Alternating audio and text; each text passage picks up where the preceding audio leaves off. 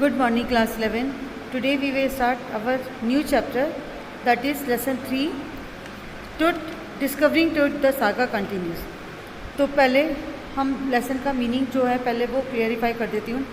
Discovering means खोजना और टुट मीन्स एक व्यक्ति जिसकी डेथ हो चुकी है, जिसका नाम था टुट, जो एक राजा था. उसकी जब उसकी खोज की गई, उसकी जो गाथा है उसकी डेथ के बाद, सागा मीन्स होता है उसकी गाथा, उसका व्याख्यान, वो अभी तक चल रहा है, वो अभी ख़त्म नहीं हुआ है. पहले हम इसके ऑथर की बात करते हैं.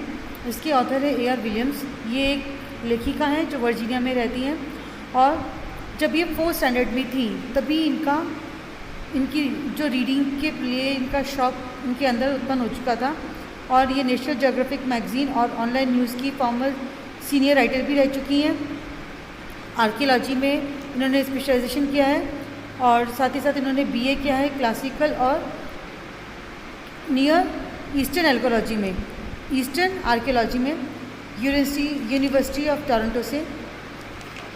अब हम इसकी स्टोरी के बारे में बात करते हैं कि ये हमारा जो लेसन है ये किस बारे में. दिस लेसन डील्स, ये जो लेसन है हमारा, अलग अलग जो रहस्य हैं, जो थियोरीज़ हैं.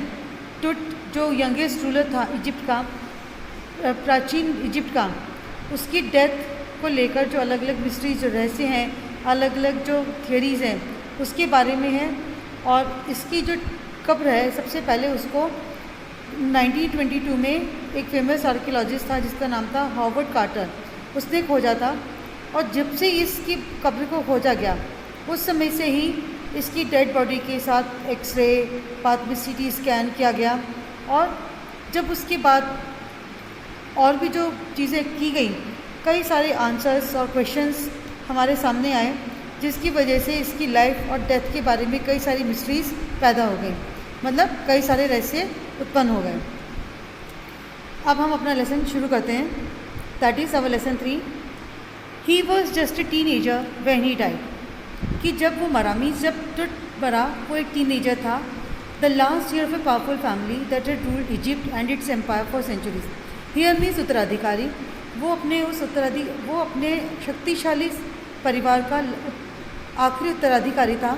That had ruled Egypt and its empire for centuries. जिसके परिवार ने इजिप्ट पर कई शताब्दियों तक शासन किया था. He was led to rest laden with gold and eventually forgotten. जब उसकी डेथ हुई तो उसको सोने के साथ दफनाया गया, एंड इवेंचुअली फॉरगॉटन. और जैसे जैसे समय बीता गया, मीन्स घटनाक्रम के साथ साथ उसको भुला दिया गया. Since the discovery of his tomb in 1922, the modern world has speculated about what happened to him, with murder being the most extreme possibility. और जब से इसकी कब्र की खोज हुई 1922 में, तो जो आधुनिक संसार है, जो हमारा मॉडर्न वर्ल्ड है, उसने कई सारे अनुमान लगाए. स्पेकुलेटेड मीन्स ही इमेजिन्ड, उसने अनुमान लगाए, गैसेस करे about what happened to him, कि उसके साथ क्या हुआ होगा. With murder being the most extreme possibility. और सबसे ज़्यादा जो संभावना आई सामने वो थी उसके मर्डर की. Now living his tomb for the first time in almost 80 years, Tut has undergone a CT scan that offers new clues about his life and death. अब जबकि उसको कब्र को छोड़ा, 80 सालों मीन्स टुट की डेथ को 80 साल हो चुके हैं, और 80 सालों में पहली बार उसको उसकी कब्र से बाहर निकाला गया. टुट is undergone a CT scan that offers new clues about his life and death. उसके बाद उसकी बॉडी का CT स्कैन हुआ, और उसकी लाइफ और डेथ के बारे में कई सारे नए क्लूज़ मिले. And provides precise data for accurate forensic reconstruction. और एक एक्यूरेट मतलब प्रिसाइज मीन्स एक परफेक्ट, एक बिल्कुल सूक्ष्म जो एक डाटा होता है, उसकी एक एक्यूरेट डाटा, उसकी फॉरेंसिक रिकन्स्ट्रक्शन मीन्स उसकी वैज्ञानिक जाँच का, of this boyish pharaoh. Boyish pharaoh means ये जो यंग जो फेराओ मीन्स जो मिस्र के राजा थे उनको फेराओ कहा जाता था. उसकी जब वैज्ञानिक जांच की गई, उसकी बॉडी की जब वैज्ञानिक जांच की गई, तो उसके बाद उसकी लाइफ के बारे में हमारी कई सारे नए क्लूज़, कई सारी चीज़ें हमारे सामने आई.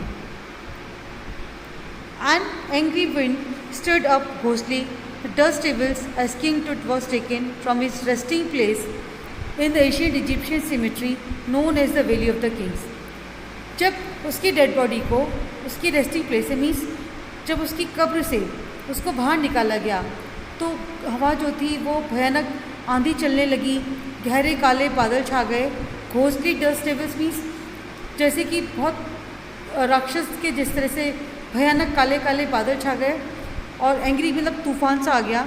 As King Tut was taken from his resting place in the ancient Egyptian cemetery known as the Valley of the Kings. उसकी जो सिमेट्री थी, जो प्राचीन इजिप्शियन सिमेट्री थी, सिमेट्री मीन्स जहाँ पे डेड बॉडीज़ को रखा जाता है, जिसको कि वैली ऑफ द किंग्स के नाम से हम जानते हैं। जब उसकी बॉडी को फर्स्ट टाइम पहले निकाला गया तो जो तूफ़ान एक तरह से जो हलचल थी हवा में वो शुरू हो गई। बहुत ज़्यादा अंधेरा, गहरे काले बादल छा गए। Dark valid clouds had scudded across the desert sky all day and now were veiling the stars in cascade gray. Dark valid means जो काले गहरे बादल थे वो उन्होंने बादलों को घेर रखा था। had scudded across the desert sky all day and now were veiling the stars in cascade gray. वो पूरे दिन आकाश में छाए रहे, उस आकाश में जो पूरी तरीके से सुनसान था। and now were veiling the stars in cascade gray. और अब जो तारों को उन्होंने बिल्कुल अंधेरे में ढक लिया था। कास्केड ग्रे मीन्स गहरे नीले रंग में या मतलब एक काले रंग में उन्होंने स्टार्स को ढक दिया था। किन्होंने? उस गहरे काले बादलों ने। इट वॉज 6 PM ऑन 5 जनवरी 2005। और ये कब की बात है? ये 5 जनवरी 2005 को 6 बजे शाम की बात है। The world's most famous mummy glided head first into a CT scanner brought here to probe the lingering medical mysteries of this little understood young ruler who died more than 3300 years ago. इस संसार की जो सबसे famous mummy थी, gilded head first into CT scanner, जिसकी सिर का सबसे पहली बार CT स्कैन किया गया, brought here to prove the lingering medical mysteries of this little understood young ruler who died more than 3300 years ago. उस छोटे से यंग रूलर को जिसको मरे हुए करीब 3300 साल हो चुके थे, उसके बारे में जो कई सारे मेडिकल मिस्ट्रीज थी, जो कई सारे रहस्य थे, मेडिकल रहस्य, उनके बारे में पता लगाने के लिए। ऑल आफ्टरनून मीन्स कि जो भी उसकी बॉडी का जब CT स्कैन हुआ तो वो चीज़ें CT स्कैन इसलिए किया गया ताकि जो उसकी मौत से जुड़े हुए जितने भी रहस्य हैं उस यंग रूलर के, उनके बारे में पता लगाया जा सके।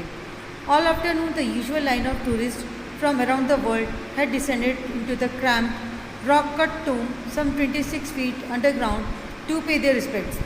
उस पूरी दोपहरी को जिस तरीके से टूरिस्ट की लाइन लगा करती है, उसी तरीके से उस दिन भी लाइन लगी। फ्रॉम अराउंड द वर्ल्ड, पूरी दुनिया में से, had descended into the cramped, जो भीड़ थी वो उस टेढ़े मेढ़े रॉक कट टोम, जो चट्टानों के अंदर, जो चट्टानों को काट कर बनाया गया जो कब्र थी, कुछ 26 फीट अंडरग्राउंड, जो कुछ 26 फीट अंदर बनी हुई थी, टू पे द रिस्पेक्ट्स, अपनी श्रद्धांजलि देने के लिए इकट्ठा हुए। मीन्स उस दोपहरी को जब उसकी डेड बॉडी को उसकी कब्र में से निकाला गया तो देश के कोने कोने से टूरिस्ट आए और उस जो चट्टान को काट कर बनाई गई जो कब्र थी, जो कुछ 26 फीट गहरी थी, वहाँ पर अपनी रिस्पेक्ट देने के लिए इकट्ठा हुए। They gazed at the murals on the walls of the burial chamber. Murals means wall paintings. उस तहखाने मतलब उस बुरियल चैम्बर मीन्स जहाँ पर उसको दफनाया गया था, वहाँ पर जो दीवारों पे बनी हुई पेंटिंग्स थी, लोग जो टूरिस्ट थे वो उसको देख रहे थे।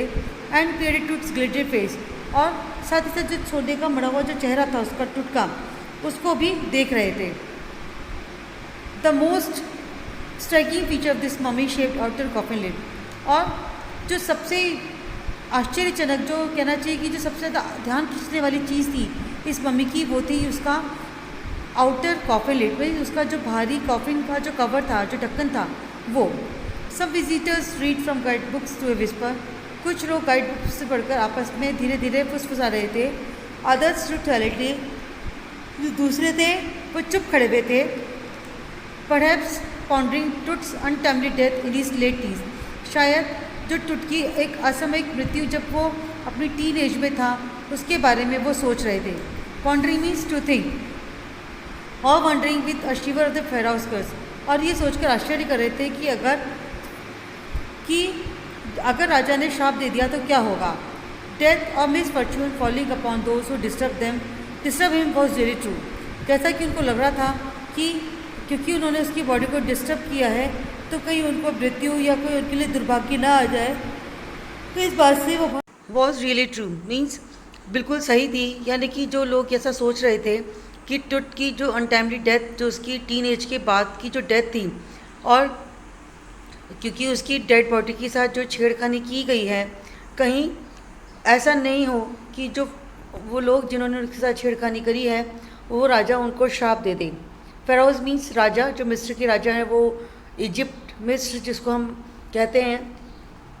डेथ और miss Fortune falling upon those who disturb, मतलब वही कि जो कहीं ऐसा नहीं हो कि जिन्होंने उसके बॉडी के साथ बॉडी को बाहर निकाला है, बॉडी को डिस्टर्ब किया है, कहीं उनको कोई दुर्भाग्य या उनकी कोई मृत्यु प्राप्त ना हो। इट वॉज रियली ट्रू, और ये बात बिल्कुल सही थी।